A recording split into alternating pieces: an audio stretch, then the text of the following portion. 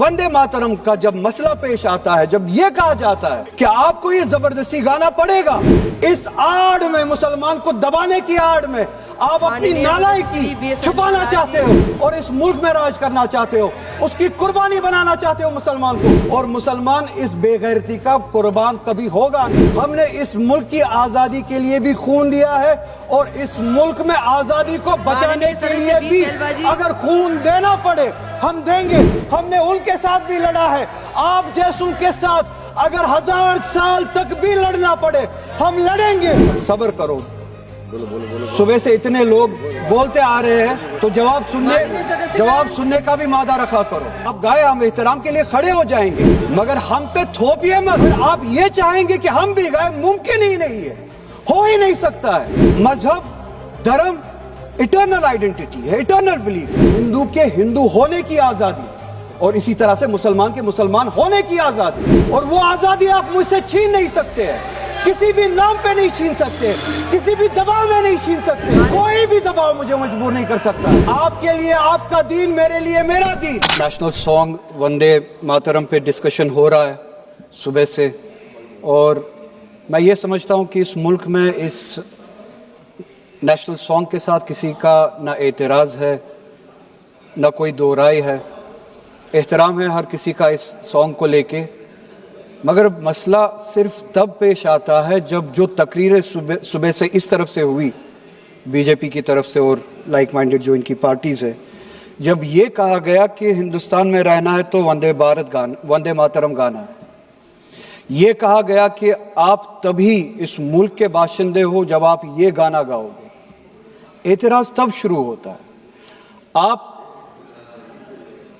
वंदे मातरम को national song मानते हैं, हम सब मानते हैं, आप गाते हैं, हम नहीं गा सकते हैं। इसकी एक वजह है, और उस वजह की आज़ादी हमें इस मुल्क के आईन ने ही दी है।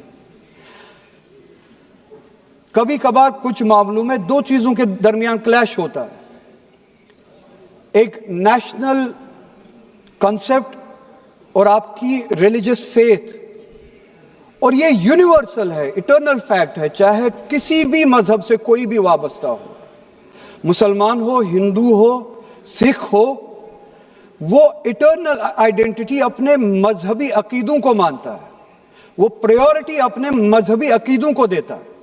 मैं एक छोटी सी एग्जांपल दूंगा।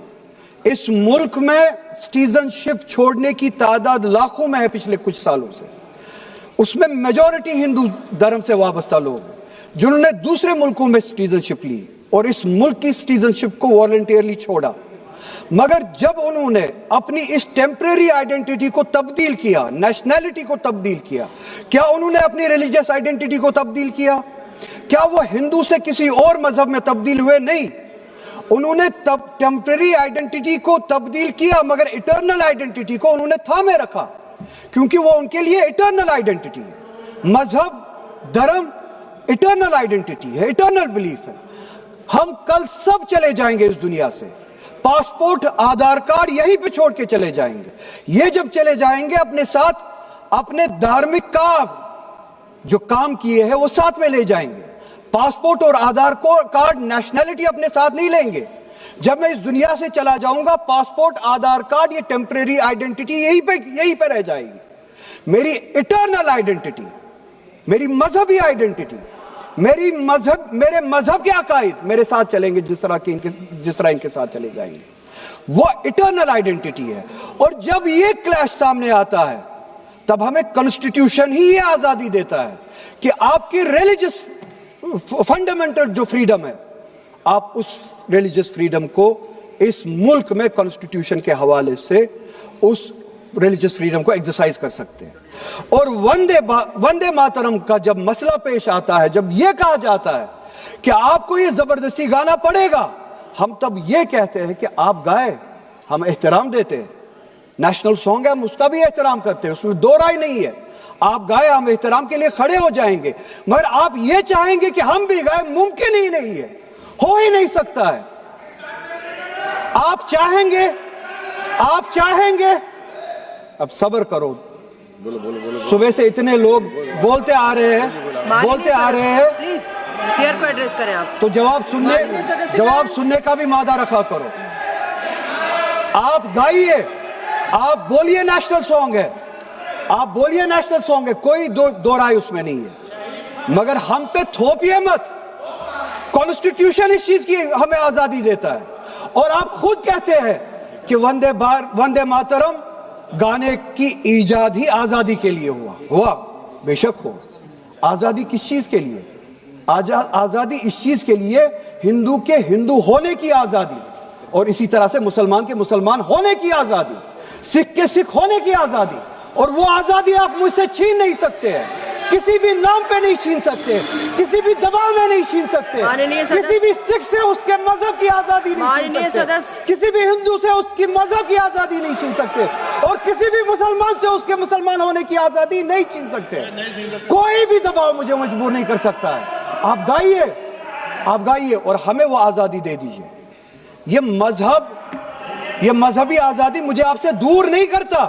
وہی مذہب جو مجھے یہ کہتا ہے کہ لکم دینکم ولی دین, آپ کے لیے آپ کا دین, میرے لیے میرا دین, جس کو کانسٹیٹیوشن نے آزادی دی, یہ کہہ کہ فنڈامنٹل رائٹ ہے ریلیجس فریڈم.